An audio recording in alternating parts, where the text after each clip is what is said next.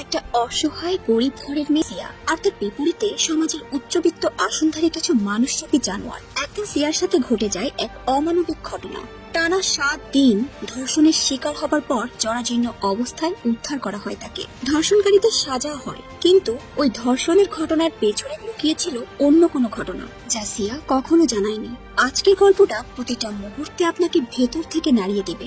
শুধু মনে হবে সিয়া নামের এই মেয়েটার সাথে যা কিছু ঘটেছে তা যেন অন্য কোনো মেয়ের সাথে স্বপ্নেও কখনো না ঘটে। চলুন তবে গা শিউরে ওঠার মতো এই গল্পটা শুনে আসা যাক। গল্পের শুরুতে আমরা রাজস্থানের প্রত্যন্ত গ্রামের সাধারণ একটা পরিবারের 17 বছরের মেয়ে সিয়াকে দেখতে পাই। সিয়ারা এত গরিব যে তাদের বাসায় পাকা টয়লেট পর্যন্ত নেই, তাই তাদের প্রকৃতির ডাকে সাড়া দিতে রাতের আধারে প্রায় বাইরে এসে কাজ শেষ করতে হয়। সিয়ার পরিবারে আছে মা, বাবা, দাদি, আদরের একমাত্র ছোট ভাই সিরাজ। সিয়া প্রতিদিন রাতে ভাইকে গল্প শুনিয়ে ঘুম পাড়ায়। পরদিন সকালবেলায় সিয়া তার সাইকেলে করে রান্নার জন্য শুকনো কাঠ নিয়ে আসে। সিয়ার বাবা অসুস্থ থাকায় তেমন কাজকর্ম করতে পারে না, সংসারে প্রায় কাজ তারই করতে হয়। বাড়ি ফিরে গম ভাঙানোর জন্য গমের বস্তাটা সাইকেলে বেঁধে নেয়। আর তার ছোট ভাই সিরাজকে স্কুলে নিয়ে যাওয়ার সময় সে ঠিকমতো সাইকেল চালাতে পারছে না, কারণ তার প্রচন্ড পেটে ব্যথা করছে। কষ্ট হওয়া সত্ত্বেও সে তার ভাইকে স্কুলে নামিয়ে দেওয়ার পর তার মনটা ভীষণ খারাপ হয়ে যায়, কারণ তার বয়সী সকল ছেলেমেয়েরা স্কুলে গিয়ে আনন্দ করে, অনেক সময় কাটায়। আর তার পরিবার এত গরিব ছিল যে তার কাছে স্কুলের নাম নেওয়াটাও যেন বিলাসিতা। তো গম ভাঙাতে যাওয়ার সময় হঠাৎ করে সাইকেলে চেন পড়ে যায়। সিয়া সাইকেল থেকে নেমে চেন ঠিক করতে থাকে। এমন সময় তার এলাকার 3টা বখাটে ছেলে তার দিকে এগিয়ে আসে।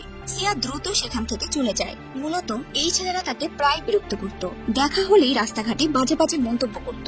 আজও সেম। সিয়া সাইকেল দিয়ে চলে যেতে থাকলে এই 3টা বখাটে ছেলে বাইক নিয়ে তাকে তাড়া করে। যে ছেলেটা বাইক চালাচ্ছে তার নাম বচ্চন। সে আর তার পেছনের বন্ধুরা বেশ বাজে বাজে মন্তব্য করতে থাকে। এমন সময় সেখানে স্কুটি নিয়ে হাজির হয় মহেন্দ্র। সেই সুযোগে সিয়া সেখান থেকে চলে যায়। এই ভদ্রলোক পেশায় একজন উকিল, তিনি দিল্লিতে থাকেন।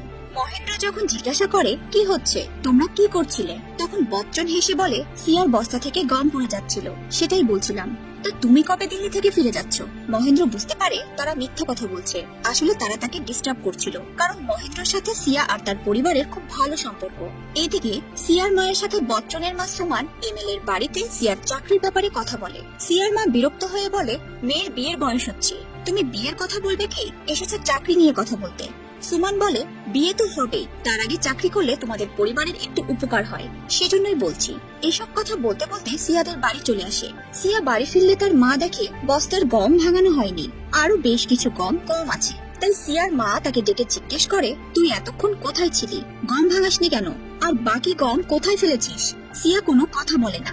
এই মহিলার উপর বেশ রেগে যায় আর তাকে বাড়ি থেকে বেরিয়ে যেতে বলে। মেয়ের এমন অভদ্রতা দেখে সিয়ার মা তাকে চড় মারে। তবুও সিয়া আবারও তাকে বাড়ি থেকে বেরিয়ে যেতে বলে। তো ওই দিন রাতে সিয়া স্বাভাবিকভাবেই তার ভাইয়ের সাথে ঘুমিয়ে পড়ে। সকাল হতেই সে কাউকে কিছু না জানিয়ে মহেন্দ্রর বাড়ি আসে আর তাকে বলে, দাদা, আমি দিল্লিতে চাচার বাড়ি যাব, আপনি আমার দিল্লি যাবার সব ব্যবস্থা করে দেন, আমার এখানে কোনো কিছু ভালো লাগছে না। মহেন্দ্র সিয়ার এসব অদ্ভুত কথা শুনে বলে, কি হয়েছে, আমাকে খুলে বলো, চাচিকে কিছু বলতে চাও? আমাকে বলো, আমি বলে দেব। আমি কিছুদিন পর দিল্লি যাব, তুমি ওখানে গিয়ে কি করবে? ওখানে চাকরি করতে চাও? আমাকে বলো, আমি একটা ব্যবস্থা করে দেব। ওখানে চাকরি পাওয়া এতটা সহজ নয়। সিয়া আবারও বলে, আপনাকে আমি কিভাবে বুঝাই, আমাকে কিছু টাকা দিন। মহেন্দ্র আবার বলে, এসব কি ছেলে মানুষের সিয়া, তোমার বাসায় জানে তুমি এখানে এসেছো? এসব চিন্তা বাদ দিয়ে চুপচাপ বাড়ি যাও। মহেন্দ্র সিয়াকে এগিয়ে দিতে চায়, কিন্তু সিয়া একাই বেরিয়ে যায়। এরপরে সে নদীর পাড়ে বসে থাকে আর কি যেন আনমনে ভাবতে থাকে। তারপর সিয়া সিদ্ধান্ত নেয় যে সে একাই দিল্লি যাবে। তাই সে বাস স্ট্যান্ডের দিকে হাঁটতে শুরু করে। এমন সময় বচ্চন এবং তার বন্ধুরা গাড়ি নিয়ে সিয়াকে তাড়া করে আর পেছন থেকে ডাকতে থাকে, গাড়ি হর্ন দেয়। সিয়া ভয় পেয়ে দৌড় দেয়, কিন্তু তাতে বিশেষ কোনো লাভ হয় না। বচ্চন গাড়ি থামিয়ে সিয়াকে লাথি দিয়ে মাটিতে ফেলে দেয়। সিয়া বাঁচার জন্য ছটফট করতে থাকে আর শয়তানটা সিয়ার পা ধরে টেনে হিচড়ে জোর করে তার গাড়িতে তুলে নেয়। সিয়াকে গাড়িতে তুলে হাইওয়েতে নিয়ে যায় তারা, কোথায় যেন হারিয়ে যায়। এদিকে বিকেল হয়ে গেছে, সিয়া এখনো বাড়ি ফেরেনি। সিয়ার মা বাবা ভীষণ চিন্তা করছে। মহেন্দ্র তার পরিচিতদের কল করে সিয়ার খোঁজ খবর নিচ্ছে, কিন্তু তারাও কোনো কিছুই বলতে পারে না। এমনকি দিল্লি যাওয়ার বাস স্ট্যান্ডেও তাকে দেখা যায়নি। 12 ঘন্টা পার হয়ে যায়, তবুও সে চাচার বাড়িতে গিয়ে পৌঁছায়নি। এজন্য মহেন্দ্র পুলিশের কাছে ডায়েরি করতে যেতে চায়, কিন্তু সিয়ার মা নিষেধ করে বলে, আর কিছুক্ষণ অপেক্ষা করি, হয়তো চলে আসবে। মহেন্দ্রর বেশ টেনশন হয়, কারণ সে জানে সিয়াকে বখাটে ছেলেরা ডিস্টার্ব করতো। তো এর পরের দিন তারা পুলিশ স্টেশনে আসে। মহেন্দ্র পুলিশকে বলে, স্যার আমরা এফআইআর করব, এনার মেয়ে গতকাল থেকে নিখোঁজ। ইন্সপেক্টর পান্ডে বলে, যার মেয়ে তাকে বলতে দাও। তখন সিয়ার বাবা বলে, ও আমাদের পরিবারের একজন, ও ওকালতি করে। পুলিশ বলে, কিসের উকিল? একটু ঠাট্টা করে বিষয়টা উড়িয়ে দিয়ে তাদেরকে ভেতরে নিয়ে যায়। সব বিষয় খুলে বললে পুলিশ বলে, যুবতী মেয়ে, খোঁজ নিয়ে দেখো, হয়তো কারোর সাথে অ্যাফেয়ার আছে, তাই চলে গেছে। 2-1 দিন পর ঠিক ফিরে আসবে।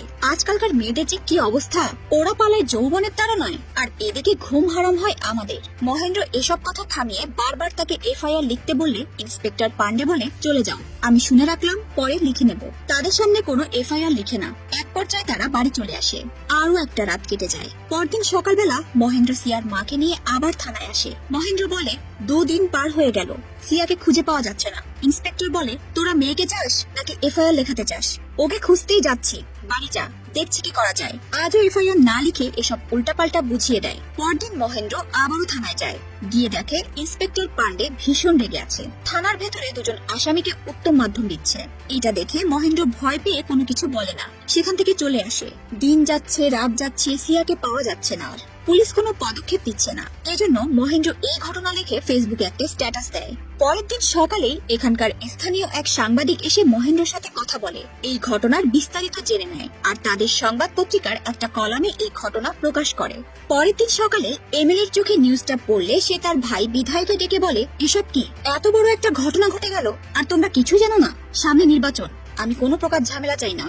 এবং অফিসার পান্ডেকে ফোন করে ডেকে 48 ঘন্টার মধ্যে এই মেয়েকে খুঁজে বের করার নির্দেশ দেয়। পরের দিন পুলিশ পুরো ফোর্স নিয়ে বেরিয়ে পড়ে আর একটা পুরাতন বাড়ি ঘিরে ফেলে। বাড়ির ভেতরে গিয়ে 4 জনকে অ্যারেস্ট করে। এদিকে বচ্চন পুলিশকে দেখে জানালা দিয়ে লাফ দিয়ে কাদা পানিতে পড়ে পালানোর চেষ্টা করে, কিন্তু তাতে বিশেষ কোনো লাভ হয় না। পুলিশ তাকে ধরে ফেলে। বচ্চন তখন পুলিশকে বলে, স্যার আপনি তো জানেন আমি বিধায়কের হয়ে কাজ করি। পুলিশ তার এই কথা শুনে ঠাটি একটা চড় মেরে গাড়িতে তুলে নেয়। সেখানে তারা সিয়াকেও পায়। ইন্সপেক্টর পান্ডে মহিলা কনস্টেবলকে বলে সিয়াকে তার ডেস্কে রাখা কিছু সাদা পেপারে তার টিপসই নিয়ে নিতে, এবং পান্ডের কথা মতো 2 জন মহিলা কনস্টেবলও তাই করে, এবং সিয়াকে নিয়ে গিয়ে সাবান শ্যাম্পু দিয়ে খুব সুন্দরভাবে গোসল করায়।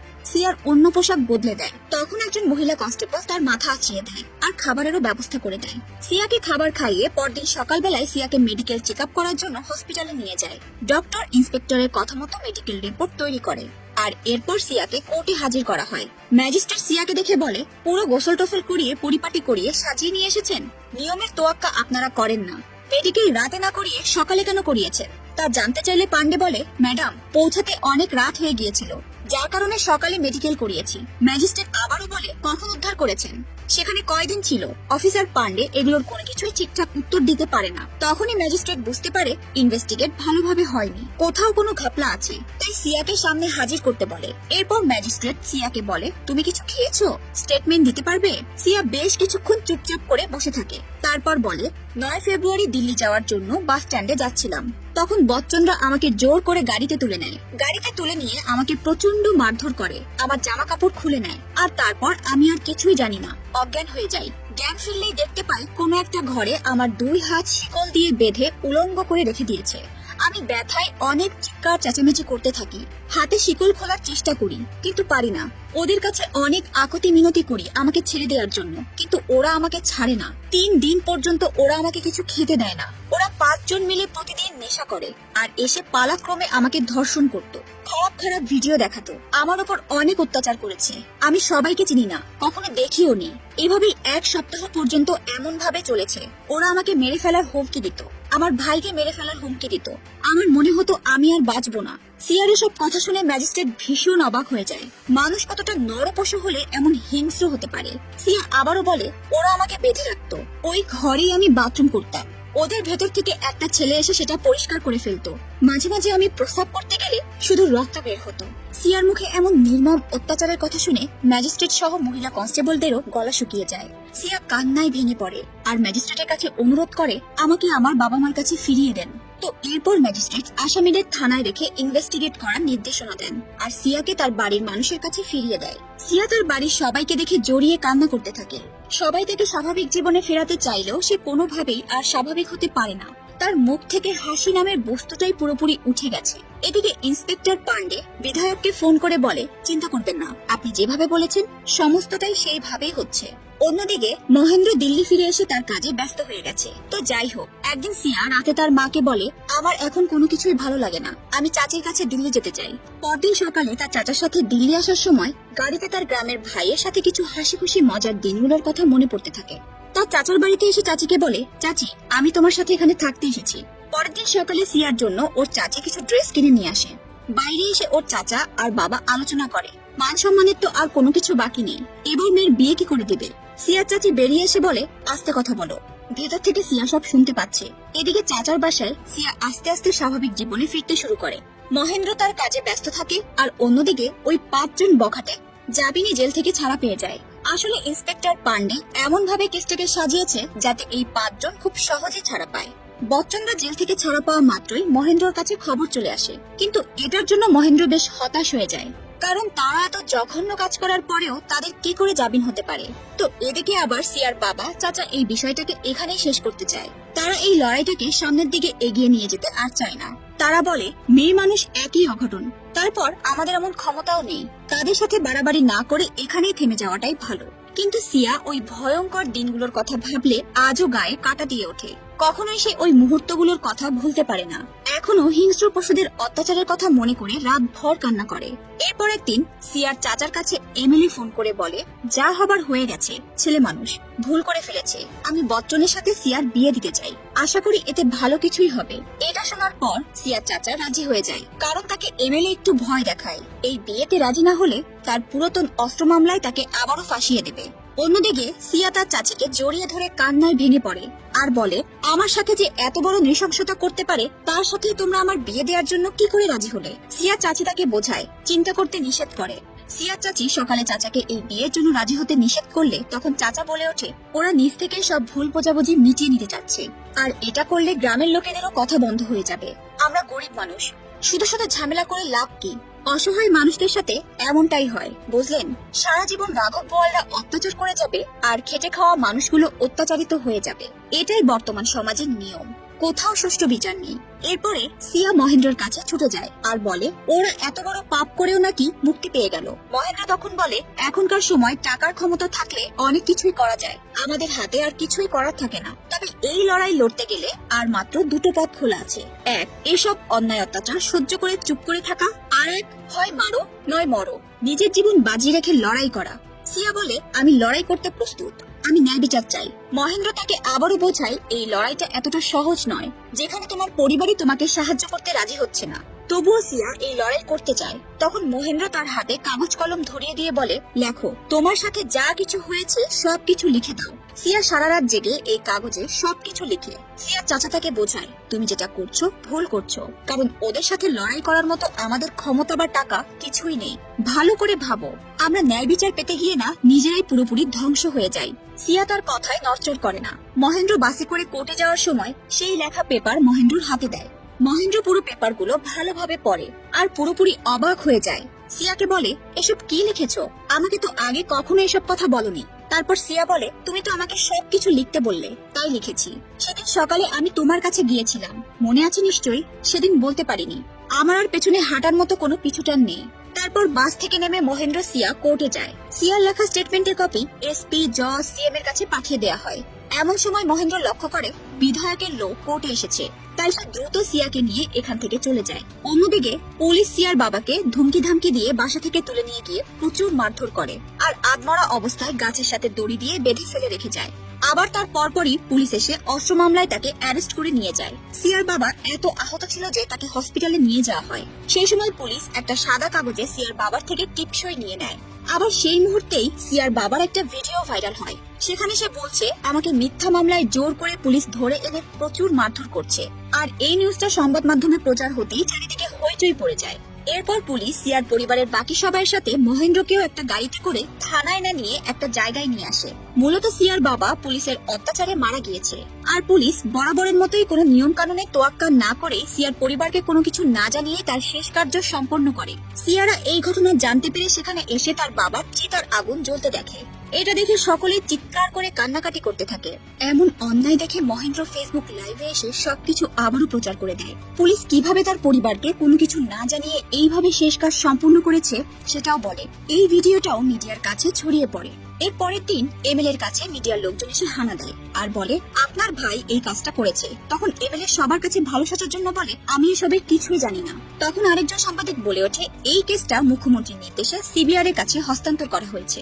এসব শোনার পর এমএলএ সাহেব পুরোপুরি চুপ হয়ে যায়, তার মুখ ফ্যাকাশে হয়ে যায়। এরপর সিবিআই তাদের তদন্ত শুরু করে।